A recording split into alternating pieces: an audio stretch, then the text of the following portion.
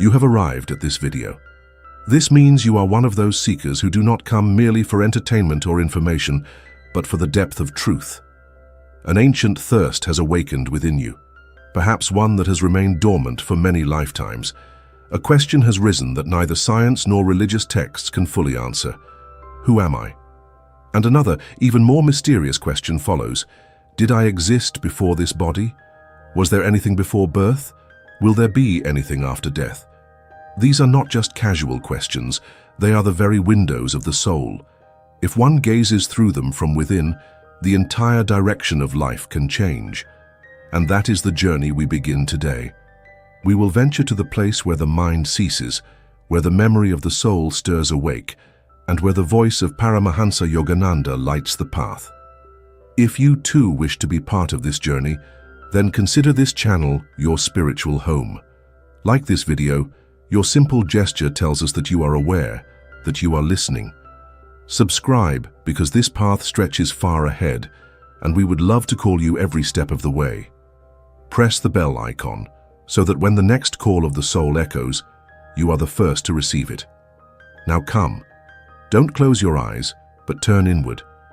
This journey begins with the mystery that existed before your birth and is still alive today, in you, in me, in all of us. We have often heard since childhood that the soul is immortal. But have we ever paused to ask, when the soul takes birth in this world, where was it before? In what state did it exist? Was it drifting in some void, or resting in a subtle realm? When Paramahansa Yogananda speaks of the mystery of the soul, he does not merely share visions. He speaks the language of inner experience. Every word he speaks is rooted in the journey he undertook within himself. He explains that the soul is never destroyed, nor does it ever begin. It is a part of Brahman, the pure essence of consciousness. But its arrival on earth is not a random occurrence. It is part of an intricate, subtle, and divine design, a plan so vast and mysterious that to comprehend it, one needs not just intelligence, but also silence, meditation, and inner vision. This journey of the soul doesn't begin at conception. It begins long before that. The soul, bearing the subtle impressions of its past actions, travels from one realm to another. It selects its next experience based on its past desires, lessons, and unresolved emotions. Yes, the soul has agency. It chooses which body to enter, what kind of life to lead. This decision is based on its inner evolution and the level of its consciousness. Yogananda, in deep meditation, perceived that before the soul takes birth, it resides in a certain plane of awareness known as the Akashic realm, not a physical location, but a state of consciousness. There, the soul sketches the outline of its future life. This realm is inhabited by souls of varying levels, some highly evolved, others shrouded in delusion.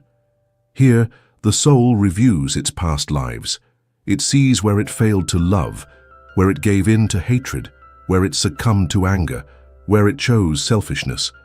Then it resolves what the nature of its next birth will be. This is not a process of thinking in words. It's an intuitive knowing, an exchange of energy and emotion, a divine impulse that guides the soul forward. Dear viewers, what you're hearing is not merely a story. It is a glimpse into that invisible realm we've only touched in fleeting moments of deep experience. This subject has the power to awaken your consciousness, and that is necessary. For until we know who we truly are, where we came from, and where we are going, life remains like an unfinished book. I urge you to stay with this series until the end, for in each part, you will uncover aspects of your existence that have long remained hidden in the fog of forgetfulness. Now we move further, to the moment when the soul decides which womb to enter, which parents will support its journey. Because the soul is not a random or passive force, it has a specific purpose behind every incarnation. Yogananda observed in deep states of meditation that the soul functions according to a divine blueprint, a universal system that links our past and present and simultaneously shapes our future. When a soul chooses a womb, it doesn't just choose a physical body, it chooses the environment, the culture, and the karmic patterns of the parents. This decision is made at a profound level where unfinished karmas from past lives, mistakes, lessons, or incomplete relationships await resolution. The soul selects its next birth to complete what was left undone. It is drawn to the souls with whom it still has karmic ties. These souls may become its parents, siblings, or life partners. There's also a hidden truth here. The soul is not only attracted by love, but also by unresolved hatred. Yogananda reveals that the soul returns again and again until all emotional bonds, whether of love or resentment, are dissolved. That is why we may even be born into the households of those who were once our enemies. Yet all of this is decided at the level of higher consciousness, and through spiritual progress, even hatred can transform into love. Once the soul chooses its womb, it begins to enter the mother's consciousness as a current of subtle energy. First, it appears as a shadow in the mother's subtle body. Then gradually, the gross physical body begins to form. During this time, the mother may experience vivid dreams, heightened emotions, or even a faint sense of divinity, but most people fail to recognize these signs. Before entering the womb, the soul is also made aware of the trials, struggles, and lessons it will face in its coming life. It accepts all of them, because it knows this journey is a step toward liberation. No matter how difficult this world may seem, the soul knows that every birth is an opportunity for growth and awakening. There is a sacred truth here shared by Yogananda. When the soul enters the body, it must wear the veil of delusion. It forgets who it was, where it came from, and why it came. This is why newborns have no memory of their divine origin. The veil is necessary, for only in forgetting can the soul learn afresh. Yet this veil is also the cause of our deepest suffering. We forget our source, and we must meditate once again to remember. This raises another question. Once the soul is in the womb, does it begin to experience life from that point? Is it affected by the mother's emotions, thoughts, and desires? The answer is yes. Once the soul enters the womb, it becomes deeply connected to the physical body and its surroundings. According to Paramahansa Yogananda, after entering the womb, the soul is neither fully awake nor fully asleep. It is in a meditative state, like someone in deep trance, surrounded by energies and sounds yet holding silence within. The womb is a highly sensitive space for the soul. Every thought, every feeling, every fear or joy in the mother leaves a subtle imprint on the soul. This is why the Vedas declare that the karmas of the womb are among the most powerful, for this is the time when the soul's direction can be shaped. If the mother is anxious, angry, or afraid, these become the first shadows in the soul's consciousness. If she is peaceful, loving, and trusting, those qualities naturally pass on. This is not just psychology, it is the science of energy. Yogananda says the mother's mind becomes the soul's first classroom, her thoughts become the soul's first culture. This thread is invisible, but unbreakably strong. The soul may not remember its past lives, but the environment within the womb becomes the seed of its current life's consciousness. While in the womb, the soul experiences emotions, sound, and light, not in the physical sense, but as subtle waves. The vibrations of mantras, the whispers of love, or the tremors of fear, these deeply affect the soul's subtle body. From here arise many profound questions. Why are some children born with sadness? Why do others have unexplained fears despite no trauma? Why do some display great talent even without practice? The answers lie here. The emotional and energetic conditions of the womb become the color of the soul's first awareness. Yogananda also explained that some souls are so evolved, they meditate even within the womb. They remember God even before being born. They know their purpose for this life. But such souls are rare. Most become clouded by the surrounding energies, and for them, pregnancy becomes merely a time of waiting. Like a traveler standing at the station, waiting to catch the next train, so begins the approach of birth. At this point, the soul gradually begins to fully enter the body. This is the moment when body and soul become one, and then comes the sacred instant of birth. It is not merely a physical act, it is a spiritual eruption. The soul, which had remained quiet in the hidden darkness within the mother, takes its first breath. But this breath is not just an intake of air, it is the soul's first conversation with the earth. As soon as the newborn cries, it announces its presence in a world completely unfamiliar to it. Paramahansa Yogananda describes this first cry not only as a reaction to pain, but as a signal of forgetfulness. The child weeps because the soul recognizes that it has once again entered the world of illusion, a world where it must remember who it truly is. It must rediscover its essence. With birth, the soul's incarnation is complete. This is the first sanskar, or imprint, as referred to by ancient sages. This moment marks the soul's first experience of bodily limitations: skin, touch, sound, the sharpness of light. All of this strikes it like a shock, because it was dwelling in the subtle realms where there was no hunger, no pain, no confinement. Now it is bound within the body. This binding is the play of Maya, illusion. A profound truth lies here. Even after birth, the child retains the energy of its past lives. There is something in its eyes, in its smile, in its silence, something that belongs to a time before this life. Yogananda explains that if a yogi observes a newborn through the lens of meditation, he can glimpse the old journey of that soul. But to the average person, it is just an innocent child. With birth, the world begins to entangle the soul in its systems. A name is given, a religion is assigned, a language is taught, relationships are defined. These things are necessary. Yet in the process, the soul slowly forgets its true nature. The moment it is told who it is, it begins to forget what it truly was. Life, for the soul, becomes a journey, a quest to remember. This journey is meant to lead it back to its forgotten truth. It is not a punishment nor an accident. Rather, it is an opportunity. But this understanding emerges gradually.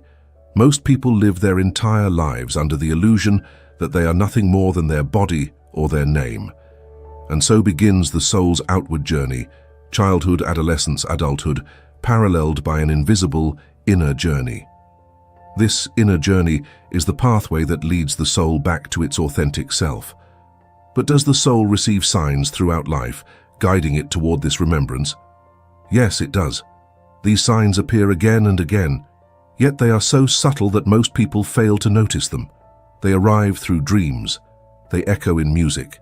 They surface as strange familiarity upon seeing an unfamiliar face, like a forgotten language suddenly heard in the form of a word. The soul stirs. Where did this come from?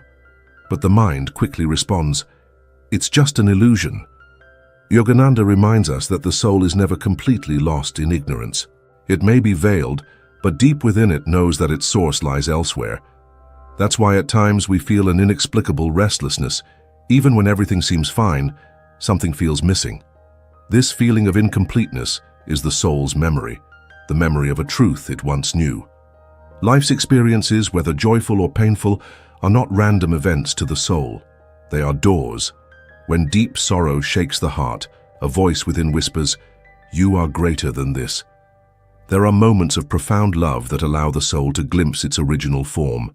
Then, once again, it forgets. But this forgetting is not forever. The seed has been planted, and memory will return. Among the soul's many signs, the most powerful is attraction. It is drawn toward places, people, or practices that reflect its source. Some are pulled toward spirituality. Some lose themselves in meditation. Others in music. Some in the beauty of nature. And they do not know why, but within them, an ancient memory begins to awaken. It is the same memory that existed before birth and which quietly survived after birth. Sometimes the soul meets a special person and instantly feels as if it has known them forever. This is not just emotional, it is a spiritual memory. But this memory is not held in the mind, it lives within the soul. And when it is stirred, a new path is born. But society, education, and culture keep misleading the soul. We are told that what we see is the truth, yet the soul is pulled toward the unseen. That's what makes this journey so challenging. And yet, it is the only journey that leads the soul back to its origin. When the soul begins to notice the signs, when it starts to listen to the restlessness within, when it begins to see extraordinary meanings in ordinary experiences, then awakening begins. But this awakening is not instant. It happens many times, it falters, it retreats, then it returns. It is an inner battle between the soul and the ego, between remembrance and forgetting. And eventually, the time comes when the soul can clearly perceive its path. It realizes that this life is just one chapter in an endless book that began long ago. But can the soul read that book fully? Can it truly understand why it was born, for what purpose, and where the journey ends? Very few can. Most remain entangled in the cycle, birth, death, rebirth. This cycle is vast and deep. Without awareness, it becomes a labyrinth. Yogananda says this journey is not toward an external goal. It is an inward journey, a return to the center of one's own being. And this journey exists because the soul has forgotten its original essence. This forgetting is the reason for rebirth. Each life offers the soul another chance to remember that it is not a body, not a name, not a relationship. It is pure consciousness, boundless light, born from the ultimate source. The soul can only understand this journey when it turns inward, when its search moves from the outer world to the inner one. This search is meditation. This search is spiritual discipline. Life then stops being a mere sequence of events and becomes symbolic. Every sorrow becomes a door, every love a message, every relationship a bridge. Those who have gone deep within and remembered the journey before birth say this path of the soul is not about achieving something. It is about removing the veil of forgetfulness caused by illusion.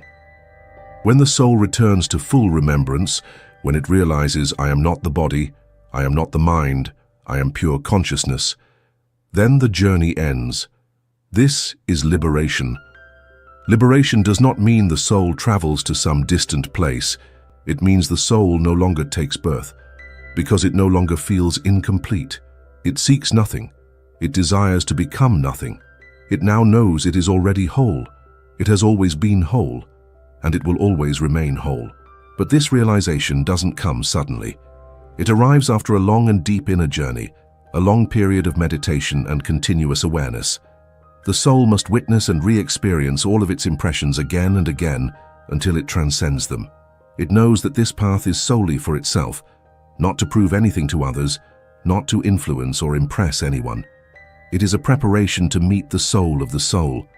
Eventually, the soul sees that the cycle of rebirth was never a punishment.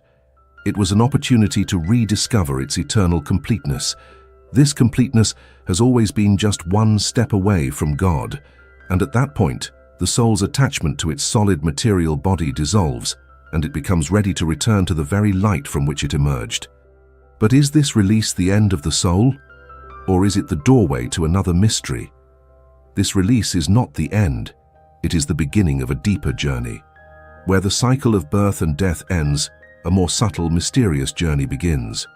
Now the soul moves beyond personal identity. It no longer experiences just its own individual existence. As Paramahansa Yogananda explained, when the soul merges into God, it is not lost. In truth, it becomes fully itself for the first time. This merging is not like dissolving into water. It is a complete knowing that it had always been the ocean itself. Now the soul finds itself free, not limited by body, name, or action. It becomes all that was, all that is, and all that ever will be.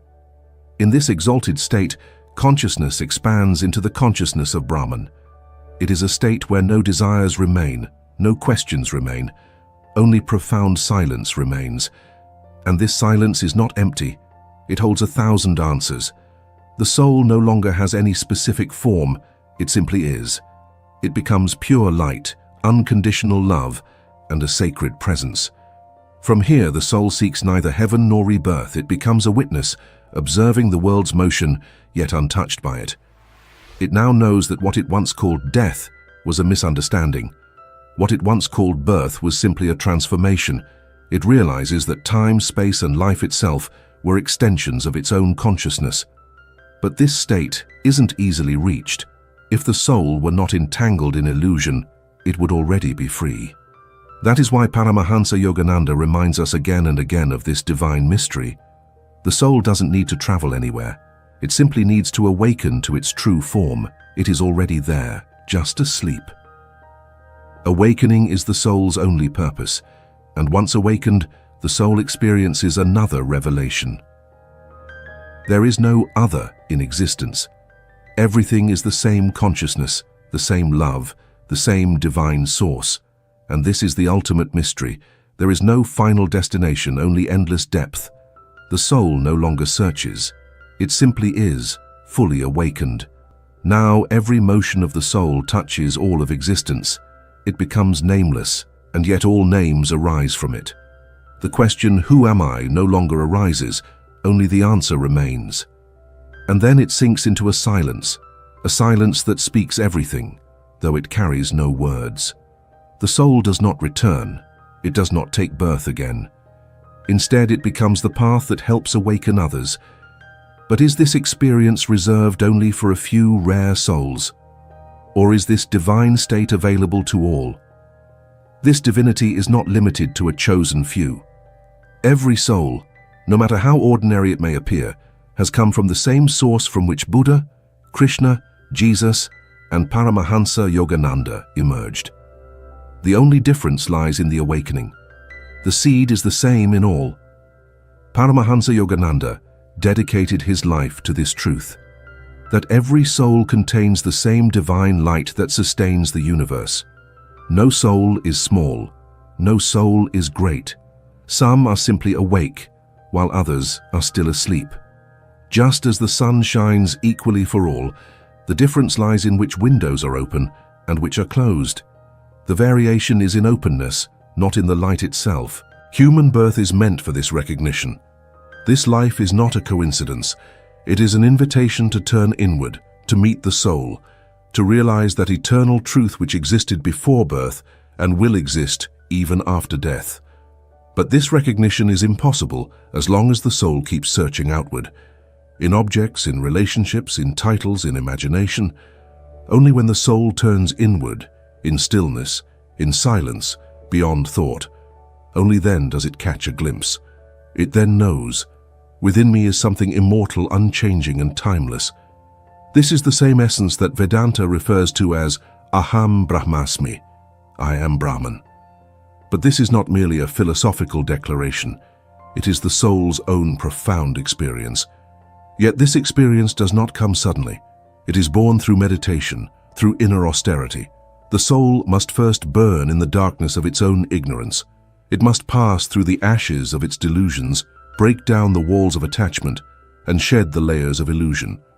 Only then does that inner light burst forth, the same light that radiated from Buddha, the same love that flowed from Jesus, the same divine power that shone from the eyes of Yogananda.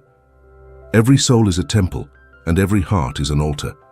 But as long as we identify ourselves solely as physical beings, entangled in the restless mind and worldly desires, this inner temple remains in darkness. The flame is there, the lamp is present, but the ashes are dry and the hands have grown weary. Yogananda says that if a soul searches sincerely, it can reach this experience. There is no barrier of caste, no link to lineage, no restriction of age. The only obstacles are ignorance and inertia. The one who finds the courage to pierce through ignorance attains liberation.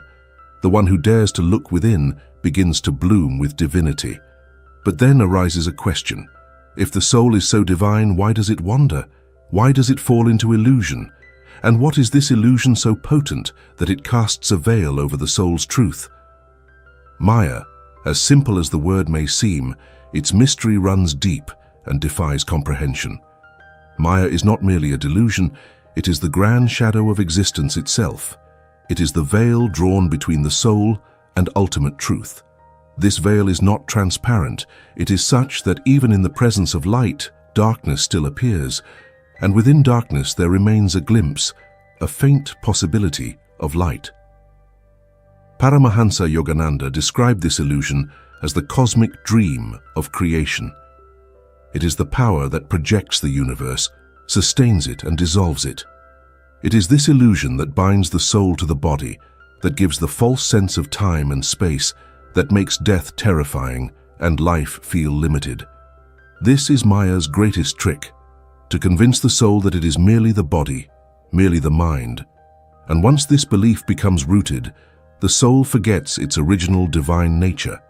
It begins to search for happiness, for identity, for stability, never realizing that it itself is the very source of these things. Illusion is seductive because it is colorful and engaging. It keeps the five senses constantly occupied through name, form, smell, taste, and touch. It whispers, "Look outward, seek outward, live outward." And so the soul, which is peaceful, silent, and pure, becomes lost in the noise. Yet illusion is not the enemy. It is the examination. It is a divine force designed to challenge the soul. It places obstacles on the path, not to punish but to push the soul toward its own fullness, so that the soul may awaken, struggle, evolve, and finally reclaim its truth. It is just like a yogi sitting in fire, performing penance. That fire does not come to destroy, it comes to purify. Illusion remains enchanting only as long as the soul believes it is dependent on it. But the moment the soul even briefly touches its original essence, in deep meditation, in love, in stillness, the grip of illusion begins to loosen. Because the true message of Paramahansa Yogananda is this: know yourself, and then realize you were never truly born. You have always existed. You always will. If this message has stirred even a single vibration within you, please give a like, so we know that someone is awakening, someone is seeking. Subscribe to the channel, because journeys like these are not meant to be walked alone. We need a community. We need fellow travelers. Tap the bell icon so the next call from your soul reaches you without delay. Thank you.